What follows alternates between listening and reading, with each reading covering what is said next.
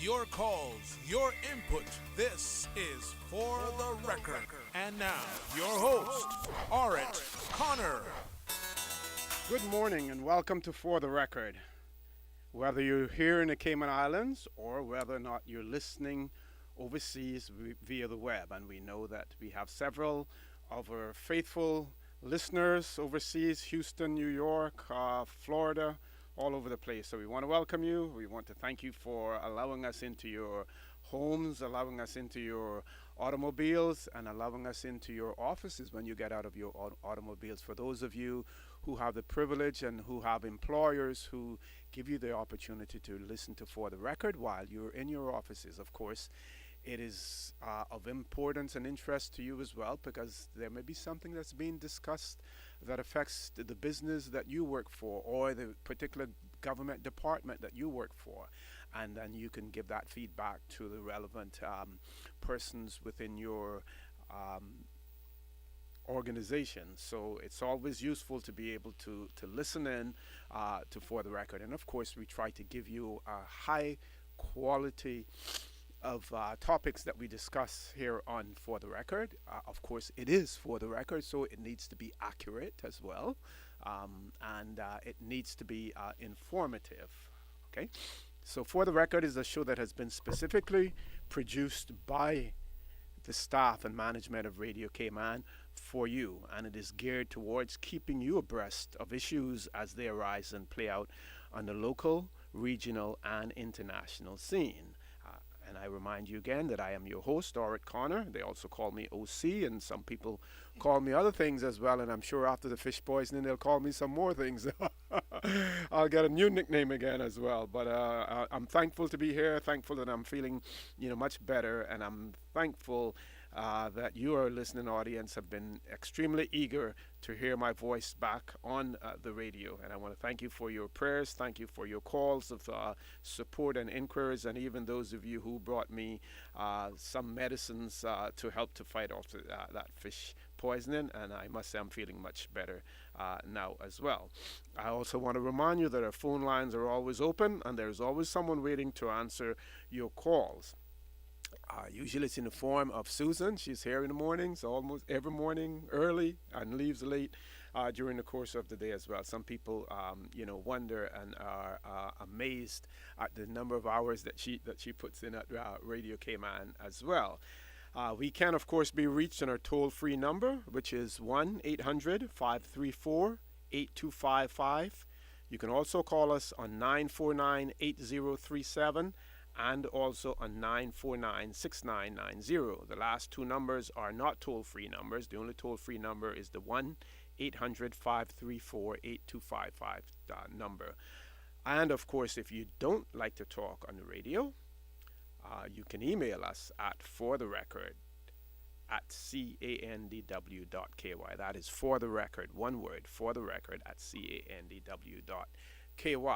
I want to let you know that this morning we are due to have in our studio, our guest this morning will be Minister D. Kurt Tibbetts, and his responsibility, his ministry is planning, lands, agriculture, housing, and infrastructure. And we also expect to have, I believe he is the Deputy Chief Officer in the ministry, Mr. Tristan Hides, and of course Mr. Haroon Pandui, the Director of Planning. And we specifically want to discuss this morning the bill that was introduced in the Legislative Assembly at this last meeting, and that was passed by the legislature. And that is a bill for a law to amend the Development and the Planning Law 2011 revision. And that bill is intended to make the planning process more expeditious and efficient. Also to make further provisions for the effectiveness of the Central Planning Authority and the Development Control Board, and to make provisions for incidental and connected matters. And if that sounds complicated, don't worry about it, because those gentlemen, when they come into the studio this morning and we start discussing it, they will break it all down to you into simple terms, so that, as we say, the man on the street can understand it. I want to remind you also that For the Record is brought to you by the Auto Spa on Godfrey Nixon Way. And the Auto Spa is now one of our main sponsors, has been one of our sponsors before, and is now one of our main sponsors on For the Record.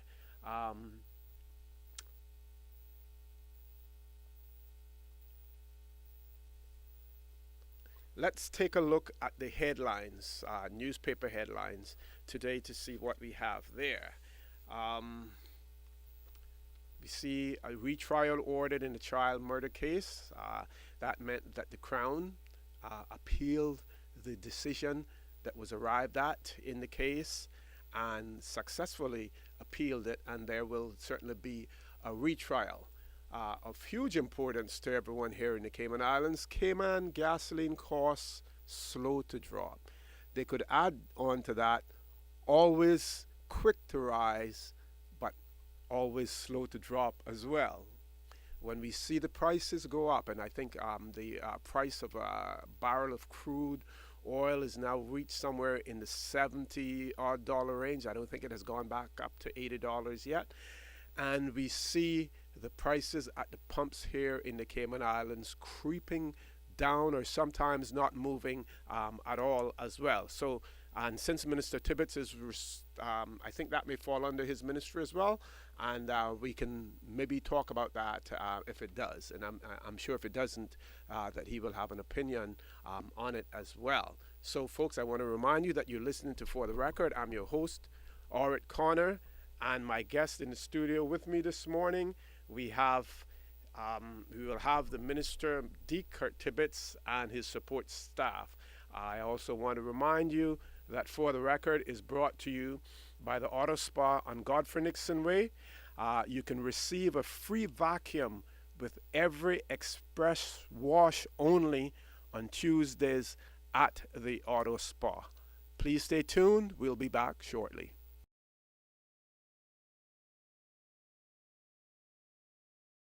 Good morning and welcome back to For the Record. I'm your host, Orit Connor, and my guest in the studio with me this morning, we have Mr. D. Kurt Tibbetts, MLA for the District of Georgetown. And just as importantly, or more importantly, he's also the minister responsible for planning, lands, agriculture, housing, and infrastructure. We also have Mr. Tristan Hydes, who is the Deputy Chief Officer in the ministry, and we have in the studio also Mr. Haroon Pandui, who is the Director of Planning. Before I forget, let me do a little bit of housekeeping. On Wednesday's show, we talked about the Auditor General, and I think there may have been a call in relation to the accounts of the various ministries within government. And I also received an email from the Ministry of Community Affairs, and they received a letter, an email from the Auditor General, and it says, I thought that you would like to know that I just signed your ministry's financial statements with an unqualified opinion. It is the first core government ministry or portfolio to get signed off for the year ending 30th of June 2014. Hopefully there will be a few more today.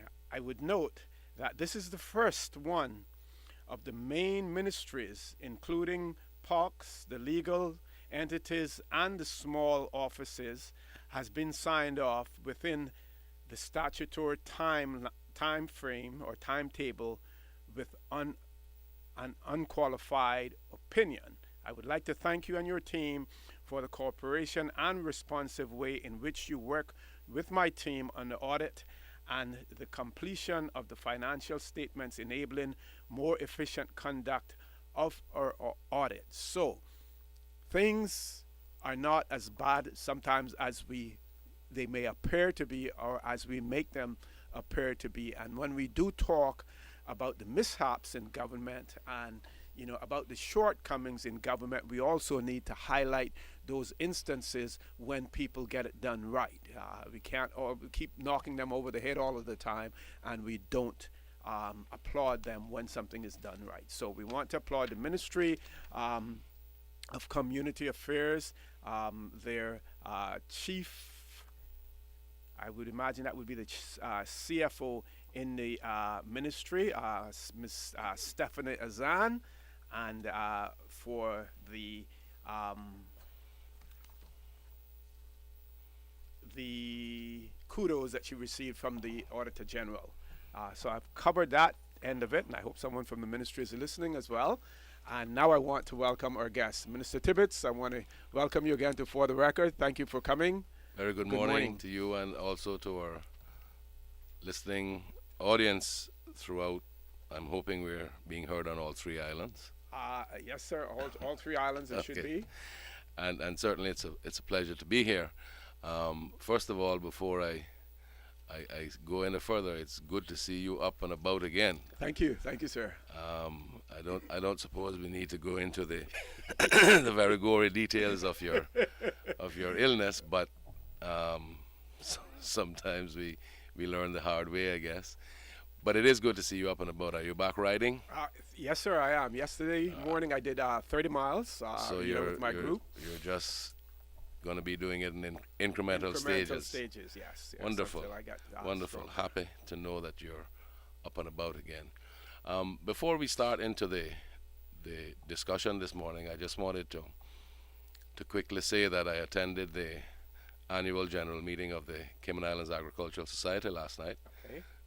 They had their elections, and I certainly want to congratulate the new president, George Smith, and his first vice president, Linford Pandui. That's just a coincidence, Haroon. And also second vice president, Chuck Thompson, and the rest of the executive team. And certainly we look forward to a wonderful agriculture show. The show this year is early. It's on February the 18th, so we have to begin planning immediately. I'm not so sure when the Little Cayman one is, but I believe they've set a date for the Cayman Brac show, which is the 28th of February. So Grand Cayman and Cayman Brac, their shows will be in February, and as soon as we have another date, I'm sure they'll announce the date and time for the Little Cayman show. Also, what we have going on as we speak is the biennial meeting of the Caribbean Veterinary Medical Association being held here in Grand Cayman. The local association, that is the Cayman Veterinary Association, have been privileged to host this meeting. Our local branch has only been in operation now for about 5 years, but they were still chosen within that short period of time to host this meeting. We have, I think it's 215 delegates, not only from throughout the Caribbean, but we also have people from the UK, we have people from the United States, we also have people out of Canada who are attending that meeting, and that's a milestone for them, and I certainly wish to congratulate them. The president of the Commonwealth Veterinary Association also has attended, and the Commonwealth meeting, which is the larger meeting of the entire Commonwealth, that's held every 4 years. They've already set the venue for the their next meeting, which is they have anywhere from five from 5 to 700 delegates whenever they have that meeting.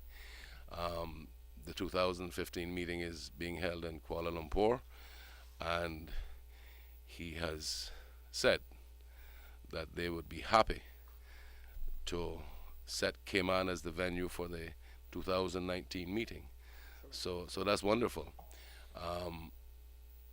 And also we think we've sorted up, although we're not quite sure of that yet, but I think the Cayman Islands will be able to host the 2016 Week of Agriculture,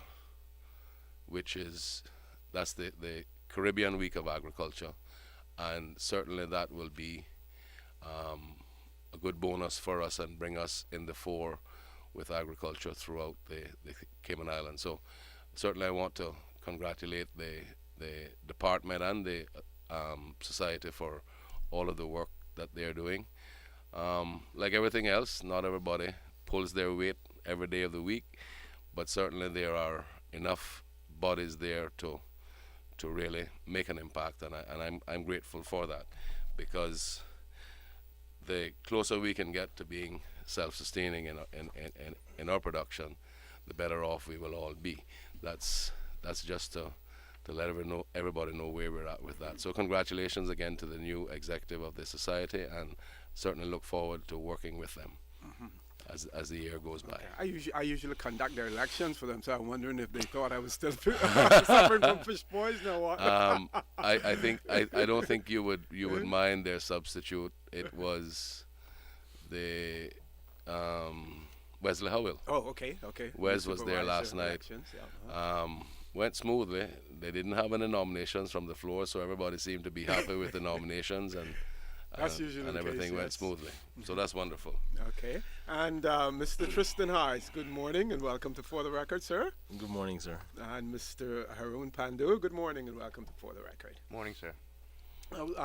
Minister Tibbetts, I think what we want to discuss, and I did mention, if you didn't hear it, one of the stories in the Caymanian Compass this morning has to do with the price of gasoline at the pump slow to drop. Does the petroleum inspectorate still fall under your ministry as well? Absolutely, and the chief petroleum inspector has been at our oil companies. This is an ongoing, I call it saga, and it's been going on for years.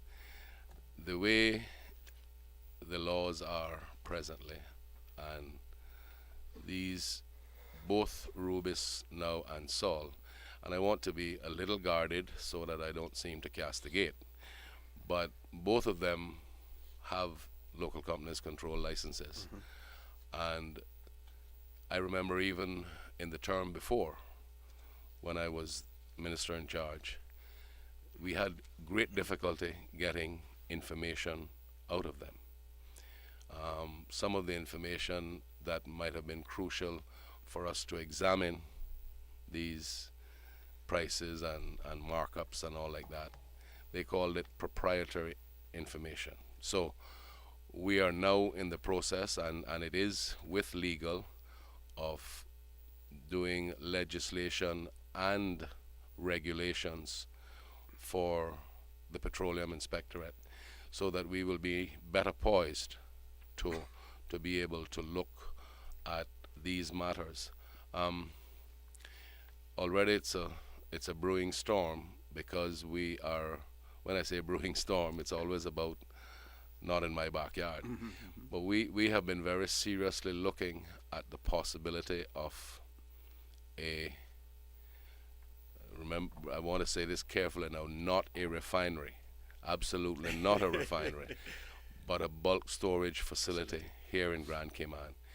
And one of the big advantages of having that, if we are able to let it happen and we can get agreement amongst people for it, is once that happens, we will be able, as a country, as a government, and as a result as a country, to ensure that the advantage of bulk storage, which the advantage that brings to fuel prices, can be passed on locally, so that we will have a third supplier of fuel, and that I am sure will cure the problem if we are able to get that done.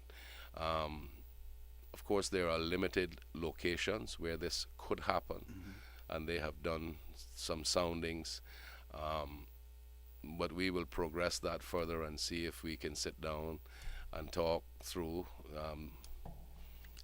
I don't want to stir up anything today, because it is going to be up to the people to see whether they want to be able to take advantage of such an opportunity, because it would mean tremendous revenue for the government, but it would also mean that the government could easily look at rebates or waiving of import duty on not only so it won't be the advantage would not only be at the pump for the retail purchasers, but also for your electricity bill, And for the cost of the diesel. And speaking of a third source, would that then extend the possibility that you could end up with independent service stations? Very possibly so. And the truth of the matter, that can get their fuel from that source. Absolutely.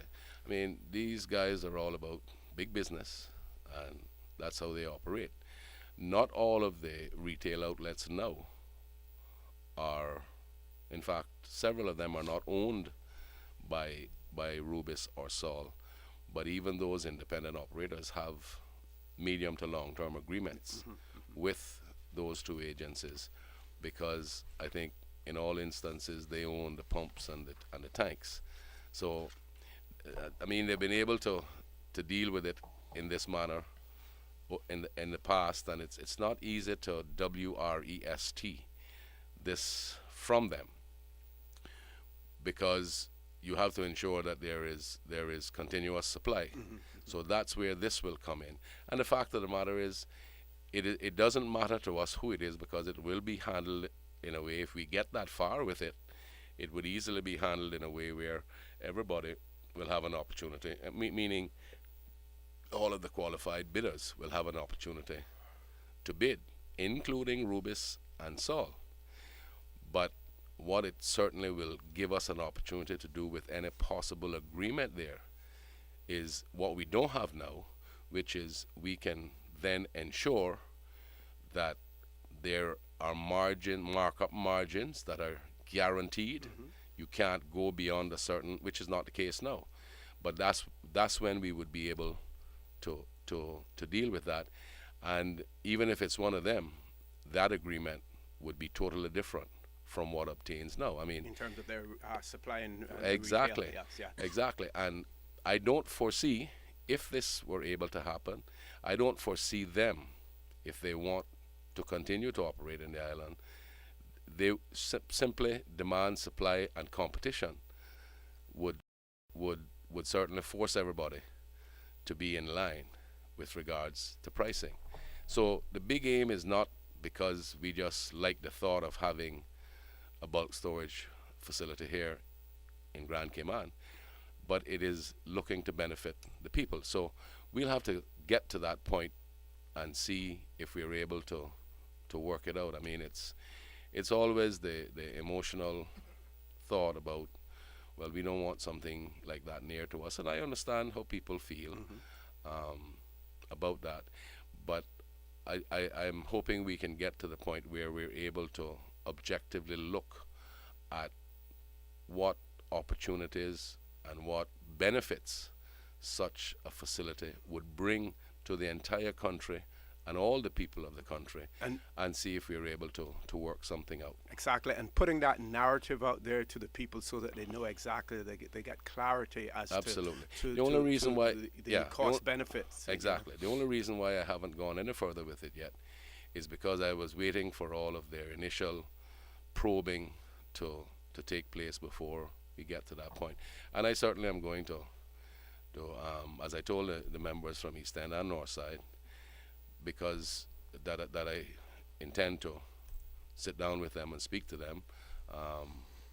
I've heard that especially the member from East End is not pleased about it happening in his district, and I want to say right now, I am not one of those people who's going to try to force anything, but at least we want for everybody to know what the benefits will be, and then we can decide whether we want to forego those benefits and live as we are, or take advantage of them. Okay.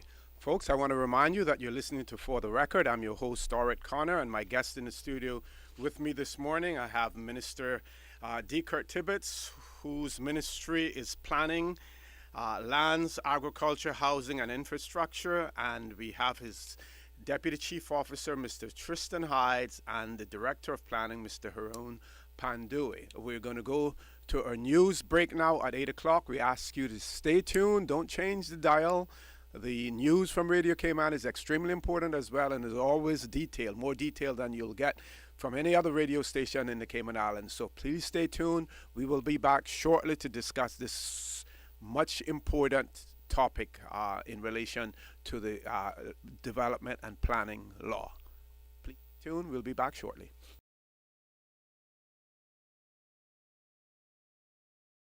Good morning and welcome back to For the Record. I'm your host, Orit Connor, and my guest in the studio with me this morning, we have Minister D. Kurt Tibbetts, who is responsible for the ministry of the ministry that includes planning, lands, agriculture, housing, and infrastructure. We also have in the studio Mr. Tristan Hyde, who is the Deputy Chief Officer in the ministry, and we also have Mr. Harun Pandui, who is the Director of Planning. I want to also remind you that we have a toll-free number that you can reach us on, which is 1-800-534-8255, also 949-8037 and 949-6990. What I'd like to do this morning, and we normally don't restrict our callers in terms of the topics that we want to discuss, but because we want to discuss this bill to amend the Development and Planning Law Revision 2011, we want to restrict our comments, if possible, to that. And of course, we put on the table as well the cost of gasoline at the pumps here in the Cayman Islands, and the fact that they do not fall commensurate with the fall in price that takes place on the international market, and in our case, in particular, the United States as well. I also mentioned earlier about the Ministry of Community Affairs, and gave them kudos for having an unqualified opinion from the Auditor General in relation to their finances and their report ending 30th of June 2014. And I just want to add those kudos to the Chief Officer in the ministry as well, Ms. Doreen Whitaker. We always hear people talk about, oh, Chief Officer, they need to do something with them. Fire the Chief Officer if we don't get this done. Why? If it was in the private sector, we would do this, we would do that. Well, again, we say we're going to give them kudos, when something is done right as well. So, Ms. Doreen, kudos to you also. Minister Tibbetts, a bill for a law to amend the Development and Planning Law 2011 revision. Can you tell our listening audience the genesis of this, what spurred these amendments to come forward? And I'll pass it over to you in terms of all of the explanations, and maybe somewhere along the line, sticking a question here and there. Thank you very much. By the way, just to quickly say to you that unqualified opinion for those accounts, I'm very confident you'll be seeing more of that from the various other ministries, that just as soon as they keep dealing with them and doing the audits, you will see more of that, because I think we're doing a lot better now than we were in the past. This bill, the Development and Planning, well, it's now a law, the amendment law. The technical team began working on this, nearly 2 years? Nearly 2 years ago. And the whole purpose of the amendments are basically to modernize the law. We were looking at three outcomes from this. We wanted to expedite the process by which applications for planning permission are made, and also there was an intent to clarify the intention of the various sections of the law, and also to clarify provisions for administering the law. These amendments are aimed to improve the ability of the Department of Planning, the Central Planning Authority, and indeed the Development Control Board in Cayman Brac to be able to process applications. And I mean, we're constantly hearing that we need to speed the planning process up and to make it easier for development throughout the islands. And of course, we always will have that issue, because while we want to speed the process up, you can't go around it and inspections and examinations of plans and inspections of at the various stages have to go on. In 2010, there were some changes to the law, but we don't think that at this point in time, certainly we know in fact by experience that those changes really didn't do the trick. There has been several questions raised. There have been several questions raised about moving certain aspects of the law into regulations. The law is the umbrella legislation which speaks to the principles, and you know that, and the regulations deal with the physical operations of the law itself. Enabler. Yeah, exactly. So we certainly are going to table the amendments to the regulations when we go to the Legislative Assembly to do the SPS in a couple of weeks' time, the strategic policy statement, because that has to be done and dusted by law by the 1st of December. Right. The question there, one of the big, let me just tone it and say, one of the questions raised during the debate was the fact that in 2010, when the previous government made changes to the law, they took out the section of the law which caused for regulations to have to go back to be ratified by the Legislative Assembly before they could be put into force, which meant the regulations could be made and by cabinet and gazetted and become effective. Now, even in 2010, when that happened, I was the leader of the opposition at the time, and we argued against that. But with these amendments, I had not, me personally, I had not had an opportunity when we got right down to the wire to be able to discuss it with the caucus. So I had given a commitment that as soon as we came back with, there's still a few further amendments that need to be done, but we just didn't have time this go round to do it. I had given the commitment that I would certainly bring that back as an amendment. So we put that back in the law so that these regulations, whenever amendments were made to the regs, that they would come back down to the House. Some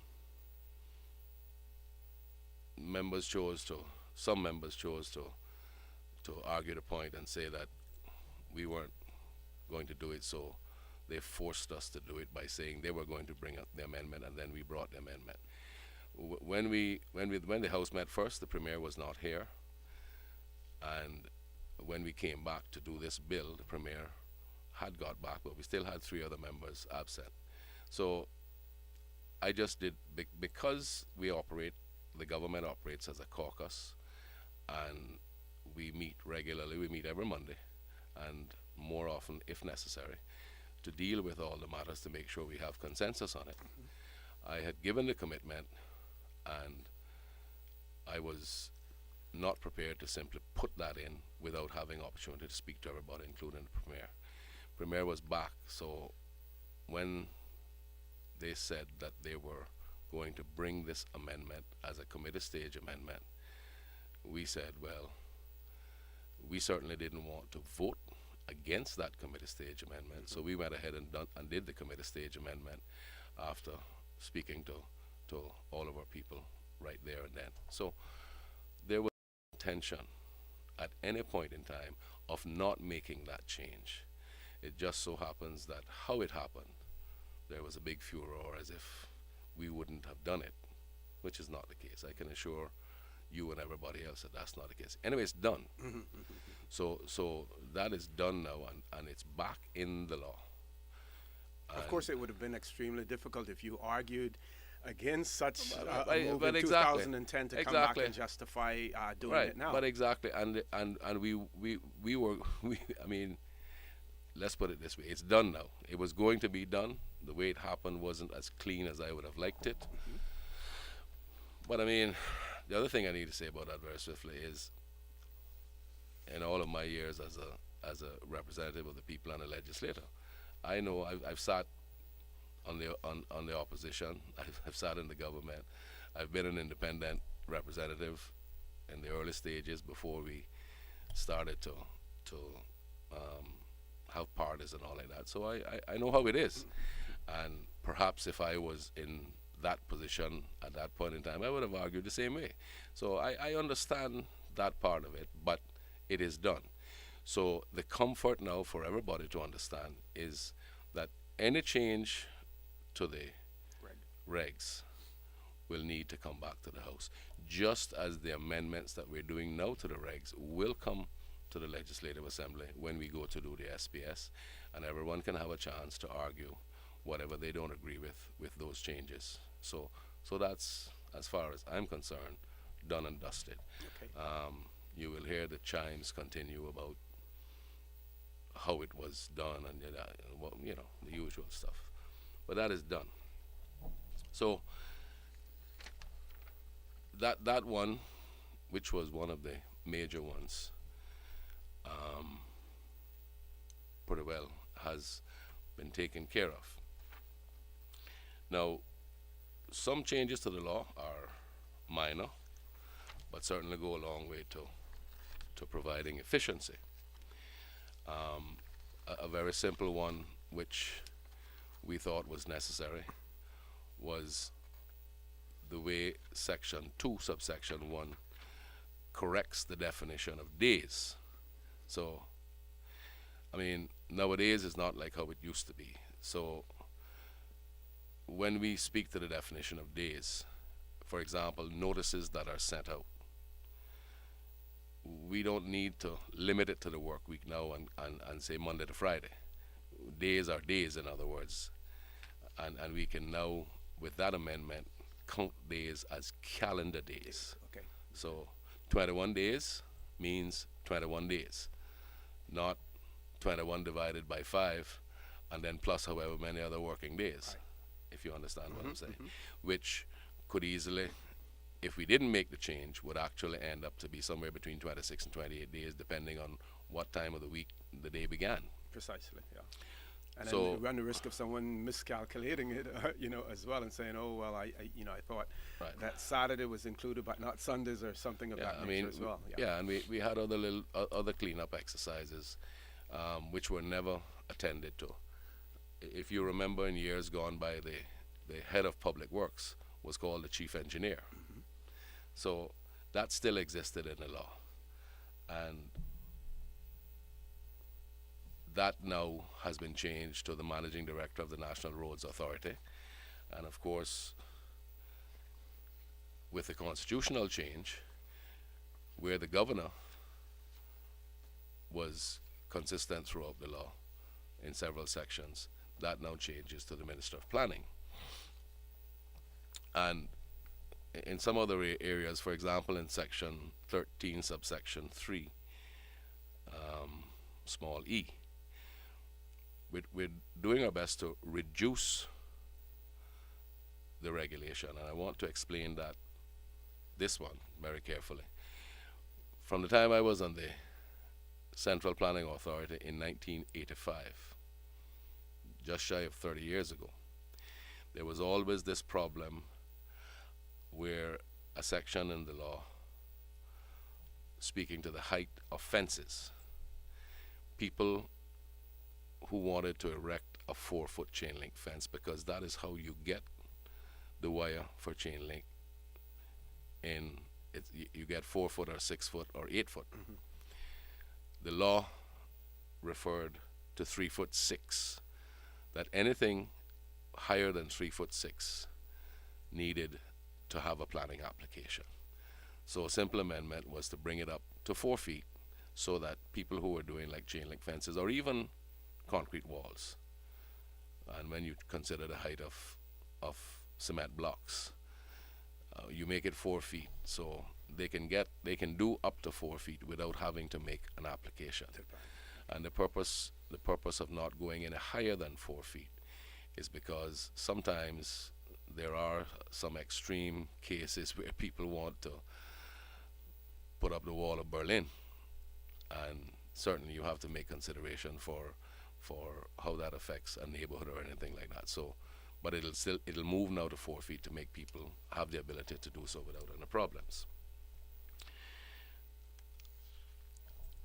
There is one consideration which the member from East End proposed an amendment to,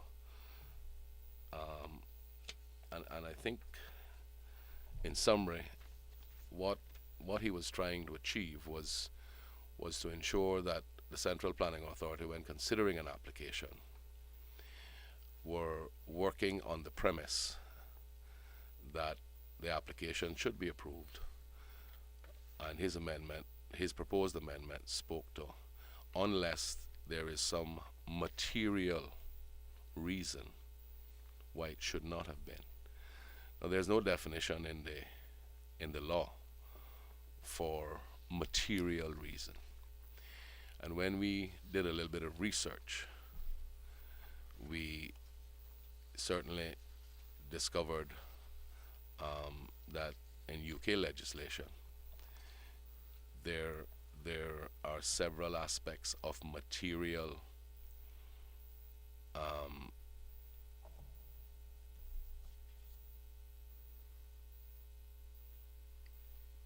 Material aspects? Yeah, but there's a terminology. Material Okay. consideration. Well, Consideration, material. You need to we're pause. going to go to a break, and Yeah, I'll but give I'll you an come back to the opportunity material to come back to consideration and as finish well. that one. Folks, I want to remind you that you're listening to For the Record. I'm your host, Dorit Connor, and my guest in the studio with me this morning, we have Minister D. Kurt Tibbetts, who is responsible for planning, lands, agriculture, housing, and infrastructure. We have Mr. Tristan Hydes, Deputy Chief Officer in the Ministry, and we have Mr. Haroon Pandui, who is the Director of Planning. We're discussing the recent bill that became a law to amend the Development and Planning Law 2001 revision to make the planning process more expeditious and efficient. So that's what we're discussing at this point in time. We ask you to stay tuned. We're going to take a short break, and we will be back as quickly as we can.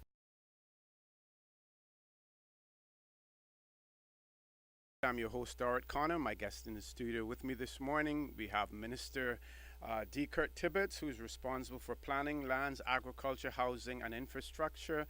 And we have his Deputy Chief Officer, Mr. Tristan Hydes, and the Director of Planning, Mr. Haroon Pandui. Before we went to the break, we were discussing a bill for a law to amend the Development and Planning Law 2011 revisions to make the planning process more expeditious and efficient, and to make further provisions for the effectiveness of the Central Planning Authority and the Development Control Board, and to make provisions for incidental and connected matters. And Mr. Tibbetts was taking us through the whole process. It may sound a little tedious, a little bit boring, but it is important that you, our listening audience, you the public who have to deal at times with the planning process, or either personally or for your business or for your employers, that you understand the whole process and the nature of the amendments that have been made to the law. So, Mr. Tibbetts, Thank you.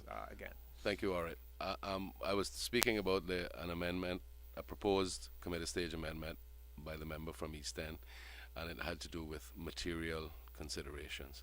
And I was saying that there was no definition in the law, and still is not a definition for material considerations. And I'm going to ask Haroon, the Director of Planning, Mr. Pandui, to just give a quick synopsis of that, because he is at every CPA meeting. Unlike myself, he knows exactly the difficulties that it will create. But let me just summarize to say, once he explains it, let me say that it was not that we did not understand the intent of the proposed committee stage amendment, and all we simply said was we hadn't had time to consider it, because the proposed amendment was committee stage amendment was done while we were meeting in the House, and we wanted to make sure we didn't adopt that and make it become part of the law and end up hog-tying the CPA whenever they were making any considerations. I think the whole idea behind the amendment was that it did not, the intent was to prevent frivolous objections to applications, so that basically an application, the CPA was going to be bound to look on an application, say once this application comes in, we need to approve this application, and the caveat was unless there was a material consideration. And that's where we got into problems with it, because there are material considerations and non-material considerations. And if it says material considerations, then there may be real things that are non-material considerations, which the CPA, if this was in the law, the CPA would not be able to consider by way of an application. Harun, if you would just expand on that very swiftly. Yes, sir. Just expanding quickly on the aspect of material consideration, and as the minister said, it sort of comes to the heart of a matter of, as a society, understanding and appreciating, what are the things that we as a society accept as being a material consideration within planning permission. It's not something that sort of, it's well defined across, multiple jurisdictions, and everybody right off the bat knows what it is. It's something that's sort of very personal. And I think, just to the minister's point, that's where the time and effort really needs to be taken to understand that here in Cayman, you can say, well, a material planning consideration is, does it impact road networks? And another jurisdiction, a material planning consideration is, well, does it affect the neighbor to the point of impacting their ability to, access to light, view sheds, etc. In another jurisdiction, you could take that's not a material planning consideration. So that's where one needs to, be careful, take the time to understand, so that, because it does have far-reaching implications, because you as a neighbor to a development, you have certain expectations of your ability to use your property, and certain expectations of how your neighbor is going to use their property. And of course, you've got a large investment, so you want to ensure that you protect that investment. And that's where it gets to the heart of material consideration, so that you sort of at least come to a level playing field of, these lists, as it were, these items that everyone can appreciate, sort of falls into the realm of material consideration. Yes, you take that into account, or, something else, potential loss of property value. And in some jurisdictions, that is not a material planning consideration. So that's where I think it becomes important for us as a society to sort of have that discussion and at least have that framework before, moving forward. Okay.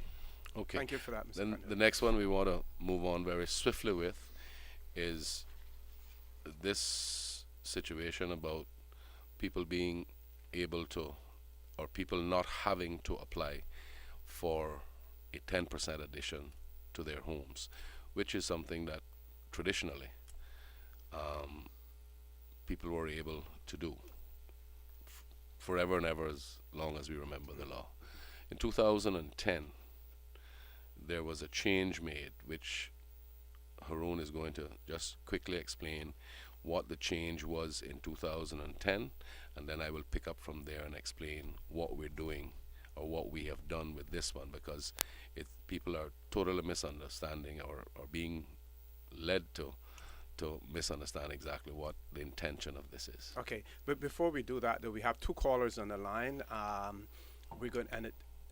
We've been told that it has to do with planning, so Okay. we're going to try to take those two callers now. First caller, good morning and welcome to For the Record. Yes, good morning, Mr. O'Connor and Honorable Kirk Tiggett, Mr. Christian Hyde, and Mr. Pandui. Good morning, sir. Morning. Yes, concerning planning, I was employed with the company building the watercolors condominium, which is 10 stories. After the completion of the condo, we had a fire truck come there. And the fire truck went to the front part of the building, which is on the beach, on the side of where the beach is. And they came there to test to see how far the boom was able to reach. the building in case they needed to come there for an emergency. The boom went as far as to the 5th floor, but it did not reach the building itself. It was about probably 10 to 15 feet away from the building itself. You know how 10-story buildings being planned and are continuing to be built at this time? Does the government have anything in the budget concerning getting a fire truck with a boom that is able to reach these 10-story buildings? Thank you very much. Thank you very much, caller, for that. Before we answer that, we're going to take the other caller, and then we can bring both into the narrative. Caller, good morning and welcome to For the Record. Yeah, good morning, guys. Good morning. Morning. Yeah, I'm not too sure if it's a planning issue, but I was just concerned about, like, with the West Bay Road, you know, like if that is blocked, you know, what do you do? Because I know it's only one way into town and one way into West Bay right now with the bridge, you know, and they're not giving us much information, you know, with the previous government and this government about, you know, what's going on with that. So just like to hear more information about Sure. that. Thank you very much, caller. And Before I sorry, go ahead, Mr. Dibby. forgive me. Let me answer the last question first, very swiftly. When we took office and we began to look at the NRA agreement and trying to wade through it and to see what changes we could attempt to try to make to it and get some agreement with the DART group, that was one of the things that we considered immediately. And the agreement, we've reached agreement now that if that were to happen, where the playground is that they have built on the other side opposite the public beach, the existing public beach, that there will be a road coming off of that and it will go through the Kimpton Hotel site and joining up with where the old West Bay Road begins to open again, so that if there is anything blocking what I consider to be the new section of the Estella Tibbetts Highway going into West Bay, that there will be access through there, so that the section that has been blocked off of the old West Bay Road, that will be able to bypass, since that's now not accessible. So his question is very valid, and as I said, that was one of our main concerns, and they have agreed and we wanted to get it done before construction was completed, so that the construction could be done in such a way that access would be created, and that access will be created when that hotel site is completed construction. So There will be an alternate route there will be in the event. Exactly, absolutely. And I was going to add that some of that access route uses the Kimpton parking lot, because obviously it would be used only in instances of Right, emergency. got you. But there is a route that they've tracked back through right. sort of the old West Bay. So in other words, route. yeah, you're right. So in other words, it is not something that you travel on under regular circumstances, Right. but it would trip in if such a situation arose, and they recognized it too. So it wasn't a real big battle to get that sorted out, because I think everybody understands that circumstance. The other question In relation to the was fire truck? was the 10-story. First of all, I want Haroon to explain under the regs how, because I'm not very familiar with the specific situation that is being talked about. But Haroon, if you could go through that scenario so that we can understand what the net end result has been. Okay. As the caller alluded to, the watercolors building, it's actually 9 stories. But under the regulations, you're permitted to go a maximum of 10 stories. Just sort of starting in the beginning, a 10-story building is classified as a high rise here in the Cayman Islands. To the caller's point in terms of the fire truck, obviously the chief fire officer will be able to speak, more in detail to this, but I would suspect that the fire truck coming out there is more of an operational planning sort of issue in terms of them putting in place an operational plan in terms of there is an event, how they would address it. But in terms of the building itself, it is not the situation that if there is an incident in a high-rise building, that you address that through a boom ladder. Because fundamentally, as these buildings get taller and taller, there's certain limitations that just the nature of the mechanics on a fire truck. Right, yeah. Okay. I mean, we see the size skyscrapers and stuff like that in other cities, and you know they certainly can't reach there. Exactly. So you move away from sort of the concept of fighting the fire or protecting the building from the exterior. And as I said, the fire department can speak more to that. But as it relates to the building code, you then move to sort of the mindset of the building protecting itself and by extension protecting its occupants. This is where you get into requirements for sprinkler systems, which are, highly effective in protecting a building in the event, of a fire. So you get into sprinkler systems, you get into pressurized stairwells that are designed, as the name suggests, they're pressurized to ensure that that air is forced out of them, so you don't have smoke accumulating in them. So in the event of a fire, you as an occupant from the building, so the point of fire, a source of ignition, is dealt with by the sprinkler system. Obviously, the fire alarm system goes off, and it's fully integrated. So if there's a fire and a small storage locker in the basement, the entire building is made aware of the fact, through enunciators and the various alarm features, that there is a fire. So it's not a situation that, you're on the 10th floor, there's a fire in the basement, you don't know about it until the entire building is engulfed. Okay, so the fire alarm system goes off, fully integrated, the enunciators go off, you as an occupant of the building, you move into these pressurized stairwells, which again are designed to make sure that smoke do not become inundated with smoke. You then move, and depending on the size of the building and the number of occupants, that determines the number of stairwells that you have. Because again, there's certain mechanisms of moving people out of the building. So you've got the sprinkler system dealing with the source of fire. You got the fire alarm to tell all occupants that there is an issue, you need to exit the building. You've got these pressurized stairwells that are there for the sole purpose of getting people out of the building. Within the building, you establish these what we call areas of refuge.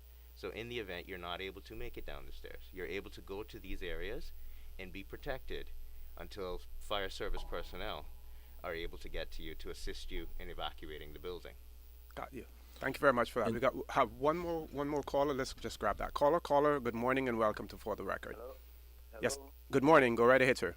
Good morning to Bruce, and good morning to your panel.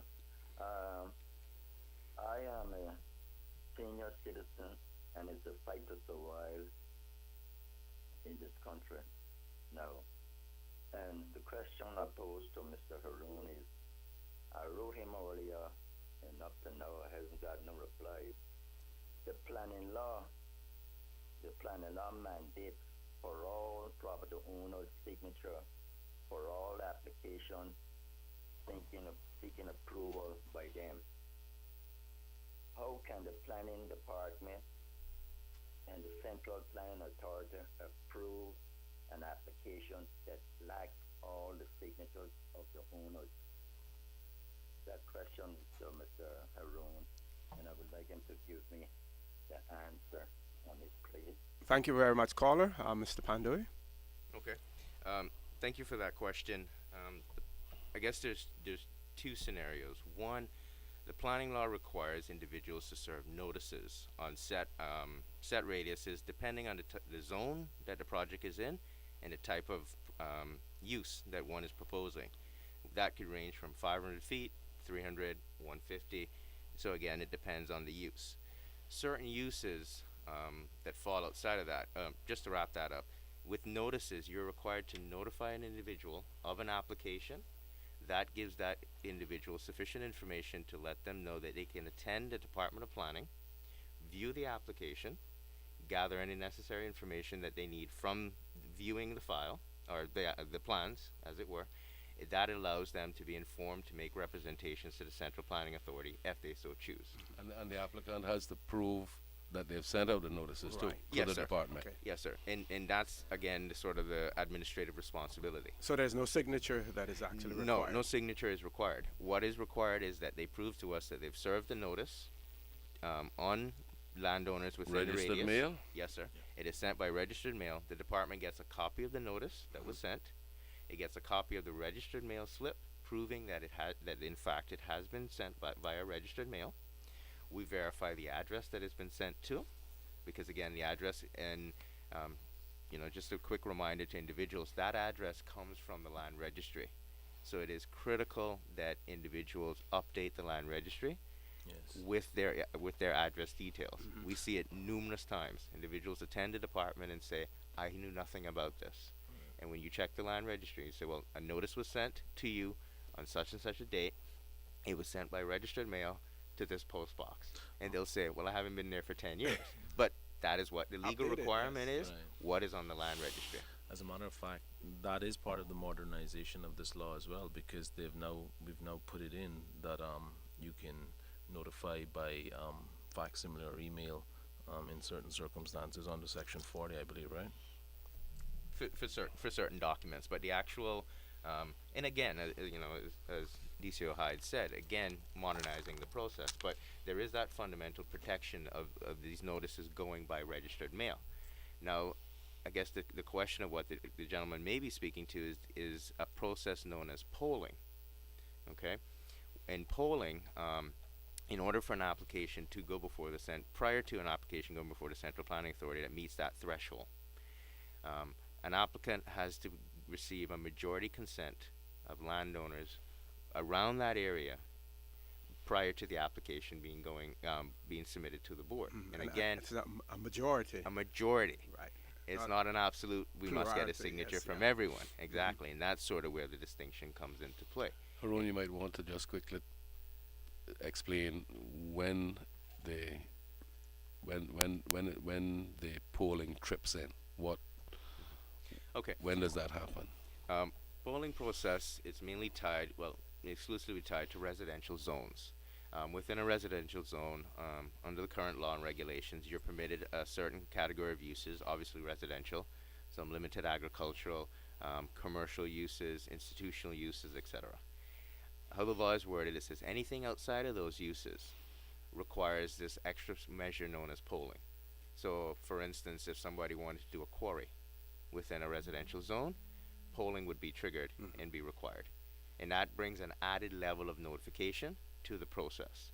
So they have to get the majority consent of the landowners within 1,000 feet around there in order for the application to be considered or submitted, rather. They are still required to send notices via registered mail within the 500 feet, as well as publish ads within the newspaper. So there's sort of a three-prong approach to make sure that individuals are made aware of the application so that they can make comments as necessary. But again, just to reiterate, you require the signature or consent of the majority of the landowners, not all of them. Okay, thank you very much. We have about 3 minutes before we go to the news break, the headline news. So, Mr. Tibbetts, I'm going to hand over to you again, and then we're going to take a break at 9 o'clock. Right. Very quickly, I'd like to go through one more. I'm doing the best that to see how much we can cover. Certainly, yes. Might have to come again. There is the 10% rule that I started to speak to, where from the time the development planning law itself was passed in the Legislative Assembly many years ago, there was this allowance for homeowners to be able to add 10% onto their house without having to make planning application. In 2010, and Haroon, if you could just swiftly, I will pick back up as soon as you do, but what was the actual amendment in 2010? Okay, sir. Meaning the amend. Well, all right. Let me go on then. The amendment in 2010. I didn't mean that you had to quote what the law says. I'm just talking about the effect of it. Do you want to speak to that, or you want me to continue? Okay. The effect of the 2010 amendment. I was just giving you guys a chance to exercise, okay?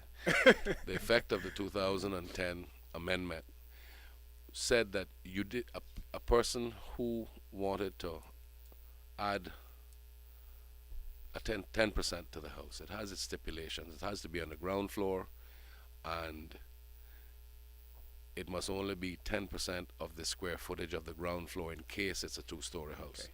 The 10% is only considered for the ground floor, and you can only add that 10% onto the ground floor.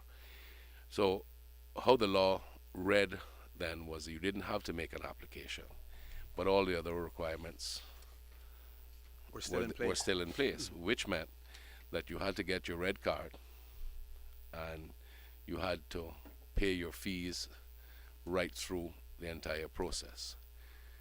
People, by and large, and the department and the CPA has found this out since then, that so many people hearing you don't have to make an application either were ignorant of the fact or chose not to. I think in most instances were ignorant of the fact that you had to go through all of the other hoops.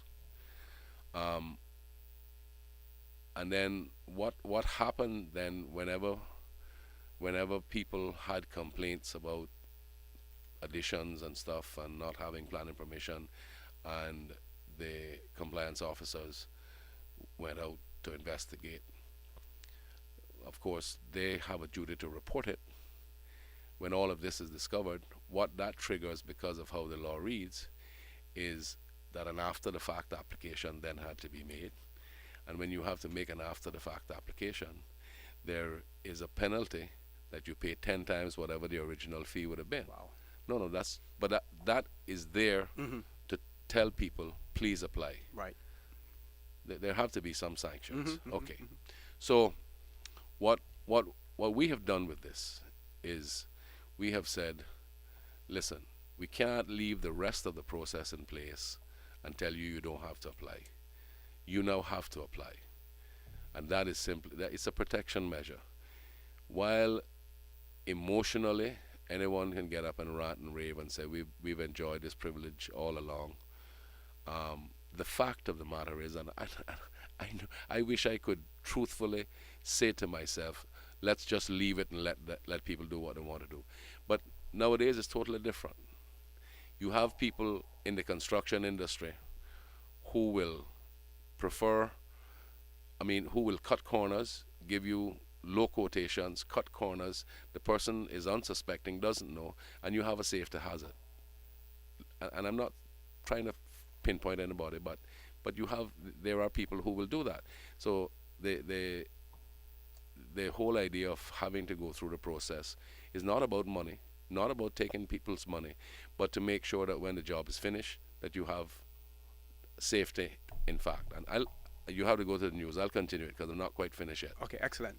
Thank you very much. Folks, I want to remind you that you're listening to For the Record. I'm your host, Orit Connor, and my guest in the studio with me this morning, I have Minister D. Kurt Tibbetts, who's responsible for planning, lands, agriculture, housing, and infrastructure, and we have his support staff, his Deputy Chief Officer, Mr. Tristan Hydes, and we have the Director of Planning, Mr. Haroon Pandua. We're going to go to a headline news at this point in time. Please stay tuned. We'll be back shortly.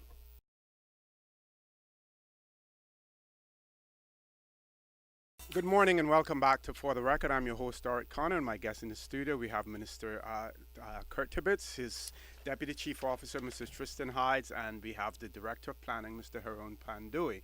I want to remind you that we're discussing a bill that has just become law in the Legislative Assembly, and that was to amend the Development and Planning Law 2011 revision to make the planning process more expeditious and efficient, and other things as well.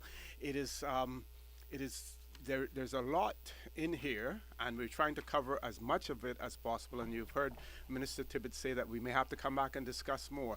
We will be going on until 9:30, and then at 9:30, the show will actually be extended until 10 o'clock because we're also going to have Mr. Bob Soto, we're going to have Captain Dale Banks and Mr. Loxley Banks discussing veterans and in particular Remembrance Day, which takes place this weekend, Sunday. as well. So we will be continuing our discussion and planning until 9:30, and then we will have those three gentlemen in the studio after that. So, Minister Tibbets, I'll hand over to you. Thank you. Just getting back to that 10%, and I'll sum up and allow Haroon and Tristan to say a few words to really make sure people understand. What we've also said, which there have been hue and cry about, is when we bring the regulations now to the House, the regulations will reflect that all that we're saying that this 10% application process calls for, there will be no fees applied to that. So it is not anything, the intent is nothing about trying to get money from people, from individuals, but more so to ensure their safety. Because when a structure is built and people are living in it, that's continuing all the time after everything is done. And if everyone was content that there was no need, even though the structure may be small and not a large structure, if everybody was content that there was no need to go through the examination process and the inspection process, then there would be no need for the planning department, and people could just build, and everybody has good faith, and then you'd have fires every two days, and then you'd hear about all kinds of mishaps. And I don't say that lightly. I only say that to say that as a department and as a ministry, we cannot shirk the responsibility of making sure that that happens, even when we know some people are going to say, I just wish I didn't have to go through all of this hassle. But it's necessary, so that's why we have to do that. But the important thing for them to understand is that while we ask for you to make your application, while we want you to get your red card, while we want to make sure that all of the inspections take place to the end of the process, there will be no fee for all of that. That's what's important. But I think we wanted to hear a little more. I just wanted to add, sir. I mean, this is really a safety issue, and I mean the ministry and planning on a daily basis get a number of calls from people with concerns about it. I mean, just a few days ago, we put together a team from planning, ministry, water authority, and DEH to go out into a community to look at a number of these various infractions, if you will, and this was put together by the community itself, wanting us to come out to see these things. And in one instance, it was this 10%. I mean, the owner clearly said, but I started to build with the 10%, and he had a home, and he built on a 10%, and then he built on another 10%, and the final 10% was a bathroom that was literally on concrete blocks, on cement blocks. It's not a foundation. He just sat the blocks on it and built a wooden bathroom on it. And the shower and sewage is just disposing out onto the ground outside. And I mean, it's these kind of things that planning have to try to ensure or to prevent. Yeah, and things like electrical as well. And here's the funny thing. That's exactly right. The electrical from that original panel box, he had ran all, I think it was 4 or 5 additions, and I think the panel had like 6 or 7 breakers in it for what turned out to be a really huge deal. when originally it was just a small little house.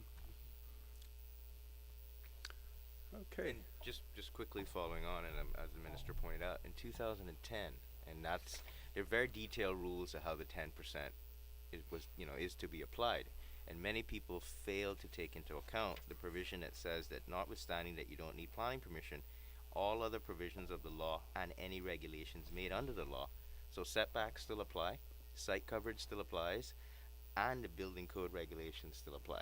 And as ECO Hydes pointed out too, that is the main area of concern, because we've got these areas on this island that we have many structures that are housing, multiple families that are constructed in close proximity to each other, that in the event of a fire, and the real risk is there because of the type of electrical work, for instance, as you mentioned, in the event of a fire, there would be catastrophic results in terms of impact or potential loss of human life, because many of these structures are built out of wood. They're literally an arm's length away from each other. So once you have one fire, it will spread. I have a question in relation to that, and you mentioned the fact that most of the structures are built closely together. We have, for instance, large families. That is family property. It has never been subdivided. For me to own my portion, my sister to own that portion, but we've all built on it, and as a result, creating situations that you talk about. But they've been there for years. What can you do to mitigate some of the issues that those people will have, bearing in mind that they have been there for long periods of time, but at the same time they pose potential risks to people's safety? How do you try to work with people in those instances? Well, as Tristan indicated, this committee has been formed with the purpose of trying to address that issue. Because we have a situation, this is where it becomes critical with the 10% rule. Once these structures are created and they're there for more than 3 years, they then become exempt from enforcement purposes. So this is where it becomes critical. So as I said, so you've got these many structures that are currently, although we know that they pose a huge risk to life and safety and the public in general, because they were constructed without any protections or control, and that they've been there for so long, they're effectively grandfathered in. So you're sort of faced with with your hands being tied, that you look at these structures and you know the potential risk that it's the fundamental, it's the scenario of the ticking time bomb. You know that someday somewhere this will happen, but your hands are effectively tied to not prevent it. So the question becomes, do we want to be a society that proactively tries to prevent and address these issues, or do we react to them afterwards when there's, loss of homes, loss of lives, and we sort of have those discussions of, well, this really shouldn't have happened. And this is what this, as the minister said, is seeking to get to, the protection of public safety and health, not fees, not adding a process, and not adding sort of the buzzword, the red tape, as it were, Yeah. to the process. It is, fundamentally at its core, no other reason but the protection of the public. No, I was just gonna say I'm pretty sure that Haroon could do without the any more red tape or. Yeah, but the truth is, to your question, Oret, is it is almost impossible to have an answer to be retrospective in the look of it and cure all of those problems. But the least we can do is not allow them to compound themselves and to continue to proliferate. Exactly. And that's the whole idea. And to add one last thing, yesterday in the SBS when we were discussing it, we did bring forward the we want to study put together a committee for substandard housing and create a policy on it. So that has been formed now, and we're going to work through that over the coming months and put something forward that can. And let me say this to you, Art, because I don't want to build false hopes, but I mean, I don't know who's going to be in government next time. I don't know. But when I say I don't know, what I'm trying to say is that regardless of who is there, what we're hoping to begin the process of now is when we're looking at all of that, once if the government can get to the point where there are enough funds available, then we will make a continuous, meticulous effort to see what can physically be done to upgrade such properties so that the safety factor is mitigated. But we're not in a position to deal with that just yet. But that's the hope, so that people can understand. This is not about trying to penalize people. It's of course that is how some people will make it to sound, but this is about protection of human lives. And this committee will help you to identify those areas, and you will be able to quantify exactly what Correct. we have out there. We have two callers on the line, and we're going to take those callers now. First caller, good morning and welcome to For the Record. Hi, good morning, gentlemen. Good morning, sir. Good morning. Thank you. Our word is Mr. Tibbet still on the Yes, sir, Yes, I'm he's still here. here. Thank Good you, morning sir. to you, sir. How are you? Fine, how you doing? Not so badly. Any mine good left? No, sir, the crop was very poor this year. Right. Pray to God that we'll have a better one season coming up. I see a few trees blossoming now, so hopefully that's a good sign. Yeah.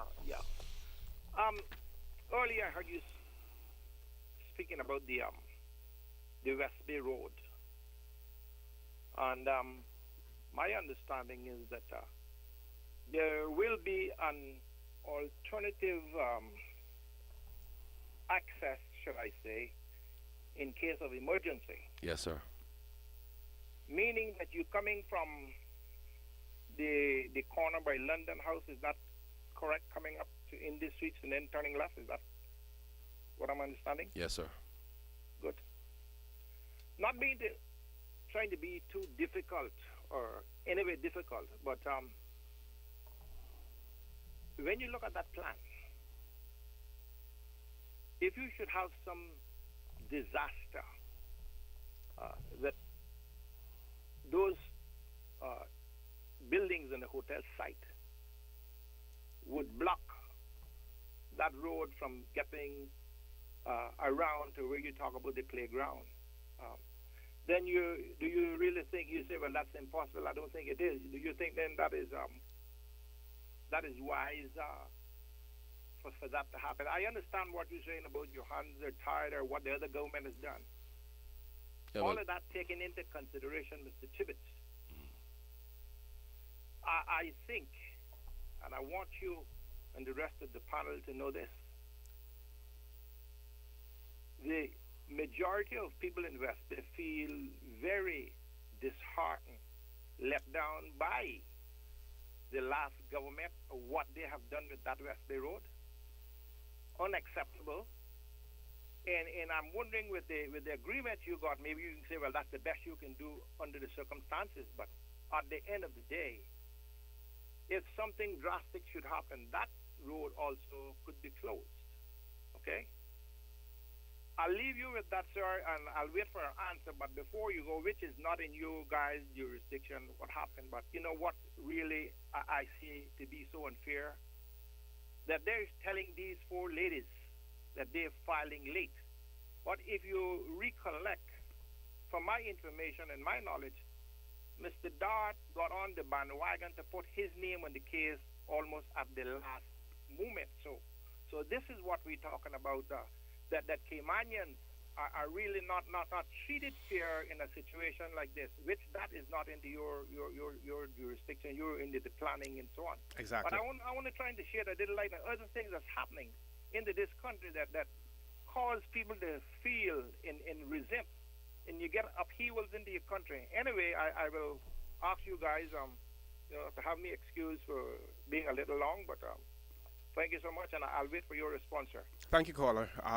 We're going to take the other caller, and then we'll give his response. Give your response to him. Caller, good morning and welcome to For the Record. Yes, good morning again, gentlemen. Good morning. Just so Minister Tibbet, the fuel. You're sounding a little bit Getting an echo, yes. with an echo there. Not so. I want to make sure I understand what you're saying. Yes, can you hear me now? Yes, sir. Very well. Thank you. You're welcome. The fuel storage that is in Georgetown, next to Mr. Norberg Thompson's home, Right. which you all are planning to no longer keep it there, but because of one of the main reasons is safety. Well, in the area. let me just interject quickly to say that we're hoping to be able to get to a position where that's not the case, but it's not that we have a solution just yet. But go right ahead. Yes, I was just saying that I do agree when it comes to safety. That I think it's time to have that move in another area. But I guess you all, my question is, the new fuel storage facility that has been talked about in the Eastern District, Yes. is that going to be built in anywhere near residential areas that could also be a safety concern? Right. Yeah, that's a very fair question, sir. And I am not 100% sure exactly where is being proposed. I know there are a few sites that, potential sites that have been proposed, but what I do know is that they have been told that is no sense of talking about out of the frying pan into the fire. So the question that you ask is certainly a consideration that has to be made when any proposed site or sites are looked at. Not to your question, but just to add to it, there are a combination of factors which have to be considered, because there's going to have to be a certain relative proximity to deep water, so that there can be a pair, so that when we have, if we get to the point where we have such a facility, that there is easy access for ships to come in and not only unload but also to load. So you'll have the large ships coming in to unload into the fuel tanks, and then you'll have the smaller ships coming to load up to go to deliver to wherever they're going. But absolutely, I agree. It makes no sense to seek to solve a problem which is an acute problem, and then create another one which is just about the same, but just move it to a different location. I mean, it's a difficult situation, and you would almost have to have a barren desert with an ocean next door to not have some people saying we don't want this to happen here. So, and I respect all of that. I mean, I live near to the prison. I've lived there for as long. I've lived in Northwood for as long as the prison has been there. In fact, before. In fact, just a little bit before the prison has been there. But I mean, those are things that you make conscious decisions about, and you decide where you want to live. I love it in Northwood. I've been there for, God knows, must be about 40 years now. Not in the same house, but in Northwood. So I do appreciate the question, and I think that's the best answer that I can give right at this precise moment. The other question was The road. yeah. the diversion. The caller is correct. It is not an ideal answer, but it is the only answer that we could find given the situation that obtains. And again, it's one of those situations where I respect how people feel. I unfortunately don't have an answer to that would make them feel satisfied, which would be back to how it all was. I can't undo those things. And I not to belabor that point, but I mean, there are prices for everything, and sometimes some people think the prices are too high, and it's just a matter of trying your best to do, given the circumstances, the best you can that benefits the most. And I mean, that's where we're at with it now. Let me quickly move on, because I know time is running. Yeah, we're at 9:30, and we haven't been able to do justice to this. But before we close off, I just want to say that if you want to continue the conversation, we can look at on Monday is a holiday, so we won't have anyone on. But we could look for a slot again, similar to this one, on next Friday, so that this can continue. Well, because I think it's and- ultimately important that the And I public just gets a have to picture check of that. schedules to make sure we're fine. Excellent. And if that once that's the case, we'll let you know. Okay, great. Not a problem. The one more thing that I wanted to get covered, because we're not into the real crucial one yet, and if we have to wait until till next Friday for that, then so be it. But we will deal with it. It's not about not dealing with it. There's another thing that we've changed, where the law stated that subdivisions of 6 lots or less, the way the law read before, it said will be approved. That's tantamount to shall be approved. So how that was and what that was designed for from years gone by was, to your earlier point, with plots of land and families living in one compound. But this was geared for people who had family land and wanting to share up between children or siblings or whatever else. I'm sure you're all familiar with that. And this was from the very early days of the law, which allowed Caymanians to be able to subdivide lots for family without being called on building the necessary roads and creating the infrastructure. Because in many instances, families live close to each other, and it's just a matter of me being able to have my own parcel if I'm going to the bank to borrow any money or anything like that, and so that I don't have to put up the whole big parcel of land and that kind of stuff. What occurred over the years with that is many people, because they knew that's how the law read, they had large parcels and they kept subdividing 6 lots or less at a time. Because the law read that you will approve it, CPA had no choice but to approve it. So you end up with 30 lots all told after 5 or 6 applications. No road, no infrastructure. People, when they want to buy the land, are happy to get the land at a reasonable price, so people bought the land. And then, of course, everybody then starts to scream at the government, how can you expect me to build and I don't have a road? and what you also got with that after a period of time, when the law kept being modernized over the years, is if you don't have proper access to the property, you can't get planning permission either. So you ended up with that restriction now. So the whole idea is simply to ensure that the CPA has the ability to look at such applications and ensure they are bona fide and not an attempt to circumvent the law. So instead of saying will be approved, we changed it to say may be approved. So it's not that we're preventing bona fide applications of that nature from happening, but we're simply saying, listen, we're going to make sure to look at this thing very carefully so that it becomes discretional as opposed to exactly. obligatory. Yeah. That's right. And one last thing, in addition to that, on that same point, is that it put the CPA in a precarious situation when it came to notices. Because obviously, when you make these applications for subdivisions, you notify your adjoining landowners. The adjoining landowners may have an objection. So there's the CPA saying, I will approve the lot. Meanwhile, you have an objector that's saying, I have a legitimate And right it makes to the object. objection moot. There you go. Gentlemen, we have about 2 minutes or Minister Tibbetts. I just want to give you an opportunity to wrap up and again to say that we will continue this conversation and get more in depth in terms of the new changes to the law.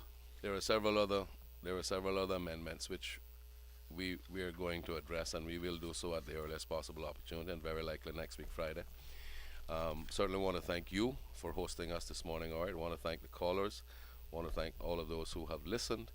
I know that there are some other issues which are somewhat hairy, but we want to make sure that people understand exactly what the situation is, because I do believe that some people may have formed wrong opinions, let me say incorrect opinions, based on what has been presented to them.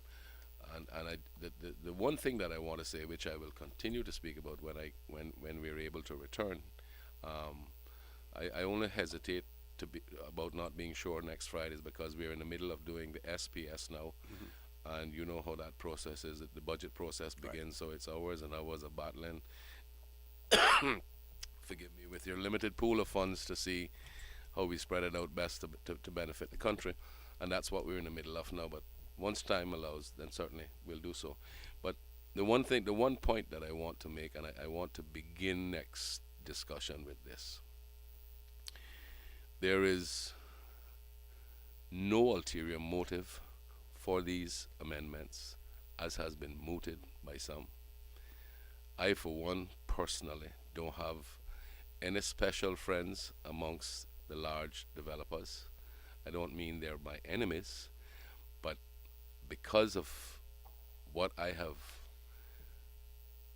been privileged to be able to be by the people of this country, not just because of, but that, especially in an instance like this, I'm extremely careful in whatever decisions I partake in. So we're not making these to try to give any special concessions to any big developers, which is what I keep hearing. And, you know, I've even heard that there are underlying reasons and other people pushing this, which I don't know about and all like that. These amendments have stemmed from the technical team, and their rationale to me with each of these amendments as we've been able to go through it is what has put it to the stage where it's at. Exactly.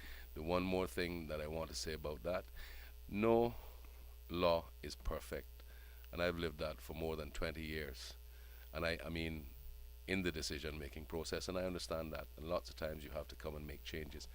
And perhaps these changes that have been proposed, there may well be things that we realize very swiftly that need to be tweaked with those. For instance, as we close off now this business about delegating authority to a minister, I will speak to that very swiftly when we get back, so that people will get to understand. This wasn't meant to give me any power. I had power and I gave it up willingly, and it didn't mean anything to me. So why am I looking for it now? But I just say that. But again, thanks very much. And I also want to thank Ms. Watson down behind there, who is always behind the scenes, but she's the pro at everything. She is. She is a good person. And I like how she plays her music too. She does very well. So thanks again, and we will be back as swiftly as we can be. We can, definitely. Right. We'll work on that. Thank you very much, folks. We're going to take. And don't be too incremental in your writing, please. Okay. Take your time. I will. Folks, I want to remind you, you've been listening to For the Record. We're going to take a break now. When we come back, we're going to have, as our guests, we're going to have Messrs. Bob Soto, Captain Dale Banks, and Mr. Loxley Banks, and we'll be talking about Remembrance Day. Please stay tuned. We will be back shortly.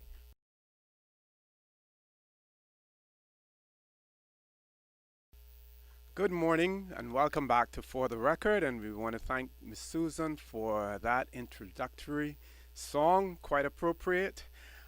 This section of For the Record, we have in our studio Mr. Bob Soto, Captain Dale Banks, and Mr. Loxley Banks, and we will be discussing the Veterans Association and in particular the Home Guard, as well as Remembrance Day and Remembrance Day celebration, also known as Poppy Day in some countries and also Veterans Day in the United States as well. Gentlemen, good morning and welcome to For the Record. Good morning. Good morning, thank you. Good morning, Captain Banks. We want to start off with you, and you can take the stage right now, sir. Okay, well, we had I believe about 75 members of our Home Guard during World War II. But I'll let Bobby talk more about that when it gets to his turn. They played a vital role in the defense of this country in particular, and of the mother country, and they've never really been properly recognized for it. So we're hoping to at least be able to preserve the names of those who served us in that manner. Okay. And the Home Guard, that would have been restricted to what was done here in the Cayman Islands as well, or also include going overseas? Well, they some of them went to Jamaica for training. For instance, we had Canadians come down to train them here in Cayman, and Bobby can talk about going to Jamaica for training on artillery and so forth. Okay, Mr. Banks. Well, as Captain Banks mentioned, the Home Guard, they played a very vital role here in Cayman, and I think we owe a lot to them, because I think growing up, I was I guess 8, 9 years old. I remember them quite well, marching, and they had a lorry, a truck. Bob will probably recall this. I think it was probably an English lorry, and it used to go with a zing. Harold from West Bay was the driver, and every kid in West Bay at least was driving Harold, zing, Harold. And Bob, you can take it from there.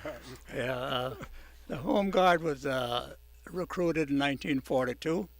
They asked for 75 volunteers, and it was no shortage of volunteers. They quickly filled the quota, and we had 2 barracks on the island. One was Dobson Hall, which was a large building next to the old fort that was built by a retired British Army colonel back in the 20s after World War I. He was a veteran of World War I. He came here, and he built this place, and he gave it to the Cub Scouts. Mr. Dobson. Dobson, yes, Mr. Dobson, colonel, I think Dobson, he was. Yes. And anyway, we had one barracks there, and then we had one right here on the side here behind the present building, the government building. Yes. Partner I ground. was stationed there for a while, and some of us actually stayed in the old courthouse upstairs. We had a lookout post there. That's the museum now. And our commanding officers were Roddy Watler, Major Watler. Okay. He was head of the police department, police chief, and he transferred into the Home Guard, and he went off to Jamaica to 10 officers training school, and he came back, and he was promoted to major, because he had been in the police service from time a young man, I guess. Anyway, he was a very respected gentleman from North Church Street, and we had a Jamaica captain, Captain K.T. Craig, who served there for the whole war, and we had local sergeants and corporals and privates, and we had an outpost in Northwest Point, one in Barkers, one in North Side, one in East End, one in Pedro Bluff, and a couple in Georgetown. And I happened to serve at all the posts except the one in East End. I served in Barkers and Northwest Point and all of those. So you were rotated? Rotated, yeah. Every couple of months they would rotate you around. Anyway, it was tough doing service out there. For instance, in Barkers, they would drop off a drum of water up in Bottomanu, and we would have to roll it through the bushes out to our house or post to get water to drink. And we had a catchment there from the roof for an empty barrel with a head cut out of it, and that's how we caught our rainwater. And we were trained by the Canadian Army, a drill sergeant. We had a U.S. Naval base there at that time, which was behind the library, and the what we call the conch shell house. That was their ammunition dump and fuel dump. Believe it or not, we kept the ammunition and fuel together, which was a dangerous thing.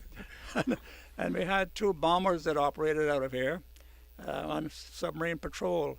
And our main duties were looking for marine traffic around the island, submarines. We had one ship that was torpedoed right in front of Georgetown. You could see it when it happened. The submarine came up. Stories about that. And anyway, the Simboco went out, and we picked up the survivors and brought them in here, and they were spread out around. Some of them was covered with oil, crude oil. Extensive burns I made and burns as well. And anyway, the Navy had a doctor here, and we also had one doctor, Dr. Harder. He was deaf from World War I, and he was a chain smoker. And he lit one cigarette after the other. He never touched it until he had to change the new one on. and he would pitch out of the window and blow cigarette smoke all over you, popping and going. If you didn't have cancer, he gave it to you, right? Yeah, I tell you. And I never forget that. And he was our doctor as well. And we would have a visiting dentist from the British Army come down from Jamaica, take care of dental problems.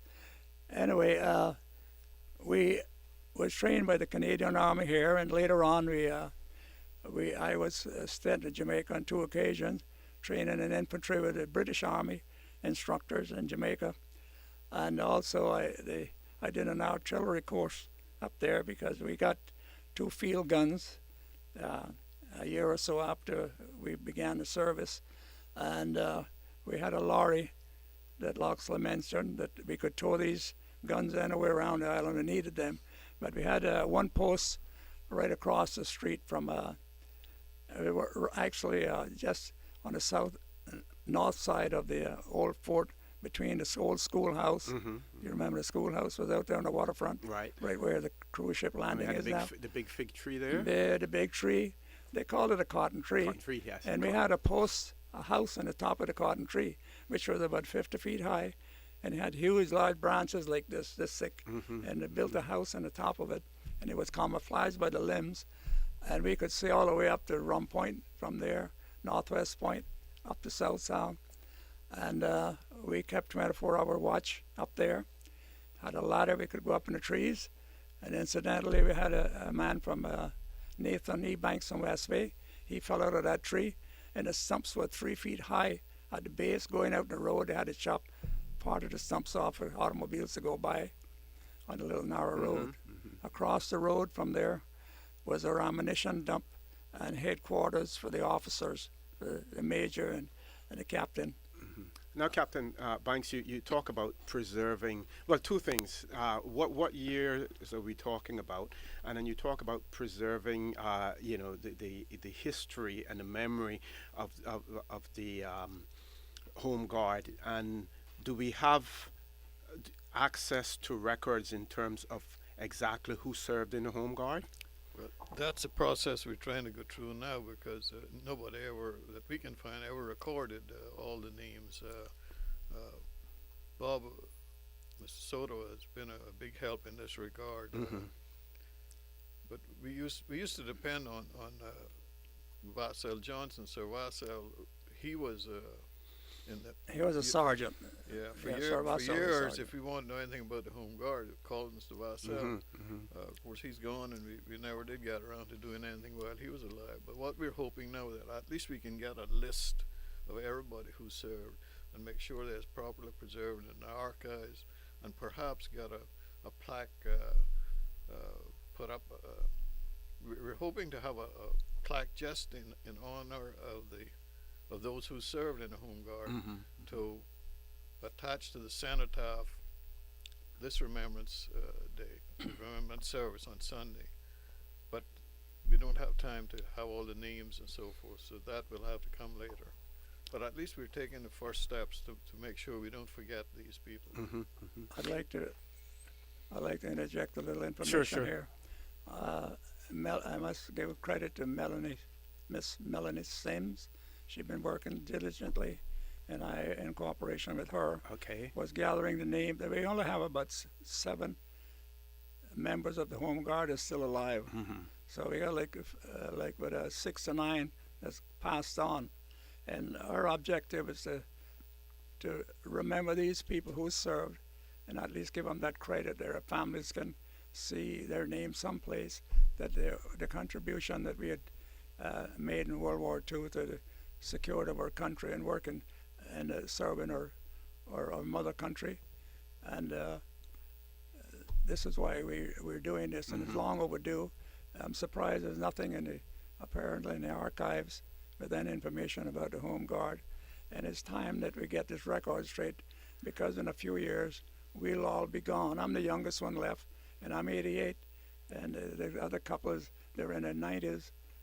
There's another 4 or 5 that's alive in their 90s. One lives in Miami, and the others are here, except one in Jamaica. Norland Smith, he lives in Jamaica. Now, so we rely on them as well to provide you with names. I'm thinking Right. you spoke about the fact that you were rotated throughout the various districts. Yes. Would a call to people in those districts, if they're familiar with anyone who's been in the Home Guard in those districts, to provide that information I to you, wish would that be helpful? It would be very helpful if you would mention this once in a while on the radio. Ask if there's anyone who has a relative or know of an ancestor or something that served, if they would call in the information. They could call me, which is 916-5625, or Melanie Sims. I don't have her number with me, but I thought she would be here really. But anyway, Melanie. She's in the protocol office. Yeah, protocol office. She's been the best thing that's happened to the veterans since I've been involved in it. She's really taken an interest. Good to know. In Good it. to know. But she was instrumental in publishing a list in the paper of those names that all of us together could recall, and with a notice saying, if any of these names are wrong, or if you know anybody else that should be on this list, please contact us. So we've gotten a lot of feedback like that. I think we probably have a show where 65 to 70 anyway out of the 75 that originally served. Okay, so we know that it was 75. Yeah, 75 okay, as far as we can remember. Okay. It was 75. But my first remembrance of the Home Guard was seeing a church on Sunday morning, seeing Mr. Arthur Ebanks. I worked with him a marching lot. up the aisle with his stiff, fresh pressed khaki uniform and his cap under his amulet here, and seeing a truck on the road. What really used to be a Mark Road, and they come speeding through West Bay, and the whole area was every covered child with would dust. run out the side of the street to watch this big old truck. It was the biggest truck they ever seen. And it would we did some long marches sometime. One time we went all the way to East End on a march, and then the truck would pick us up in East End and bring us back. Sometime we'd march down to West Bay, and we trained every day. We trained even out on the outpost. I was a corporal in charge of the post that I was on, and we trained every day with rifles and practice aiming and drills.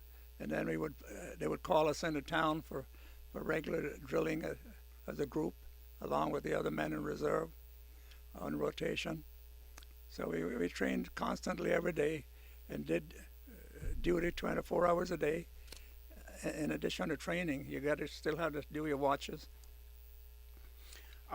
We got a caller earlier, and he didn't necessarily want to talk through on the radio, but there was an inquiry from that caller in relation to the availability of poppies.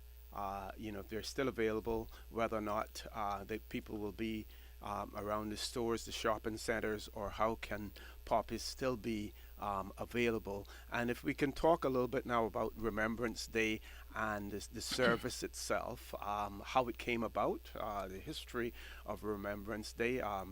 Again, our Armistice Day, I believe, is the same thing, and we're talking about the 11th hour of the 11th day of the 11th month.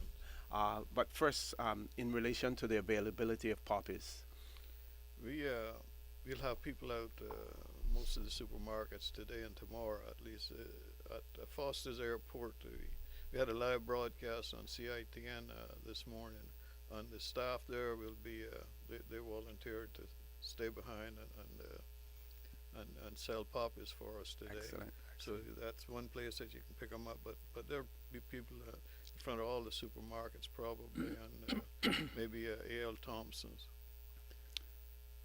This is 100 years since World War I started. In 1914, this is 2014, and I think that memorial has been there from before the war. Was built by Captain Ray L. Bodden.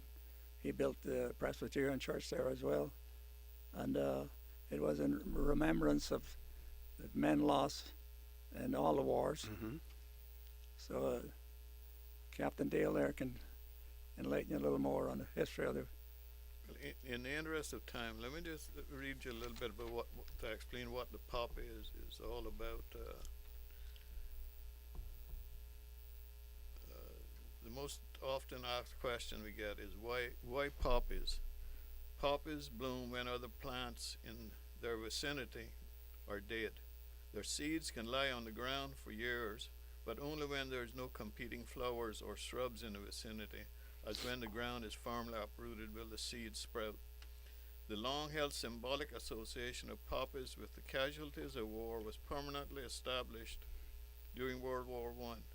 In May 1915, because of the fighting in Flanders, the French and Belgian lands bordering the North Sea, an area known for its profusion of poppies, there was an abundance of plowed soil and the blood-red poppies blossomed like never before. Some of the fiercest fighting in Flanders was done by Canadian forces, and John McCrae, a Canadian medical officer, tended to sick and injured soldiers. While shells exploded around them, Dr. McCrae and his staff cared for hundreds of wounded men each day, and the dead were buried a few steps from the medical facility with only a simple wooden cross to mark their graves. The carnage of war inspired McCrae, who himself later became a casualty of the war, to write In Flanders Fields, a poem yes. that to this day relays the images of war, loss, love, and renewal. You know, that Flanders Field poem, that was a requirement when we were going through school, that you had to be able to recite that. Memory, yeah. Yes, from memory, and it's it's a beautiful poem, and Remembrance Day, we all should remember, as the song said at the beginning, all gave some and some gave all, and when you think of us, think of your liberties and enjoy what we have, because freedom is not free. It was paid for by lots of folks who made the ultimate sacrifice, gave their life, and I think we're living in some perilous times right now, so I'm sure there'll be a call, almost sure anyway, in the future. Yep. Now, in the UK, for instance, in the United States, their Veterans Day, they actually celebrate it on the 11th. I think the UK, we celebrate it on the Sunday that is closest to the 11th of November. Is that correct? That's right. I think it's the Sunday that's the closest after the 11th, I believe. Actually. Yeah, closest to it. Yeah.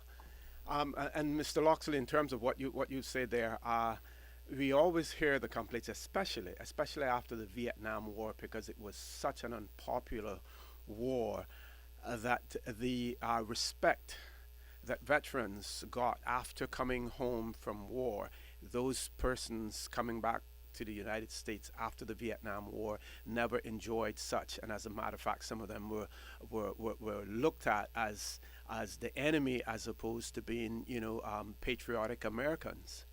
And I'm sure that you can talk more to that, having been in the United States, as well as Captain Dale. Well, I can remember coming back from Vietnam, running the gauntlet through the airport in San Francisco because I was in uniform, and they saw where the bus was bringing me from. Based there, I'd landed.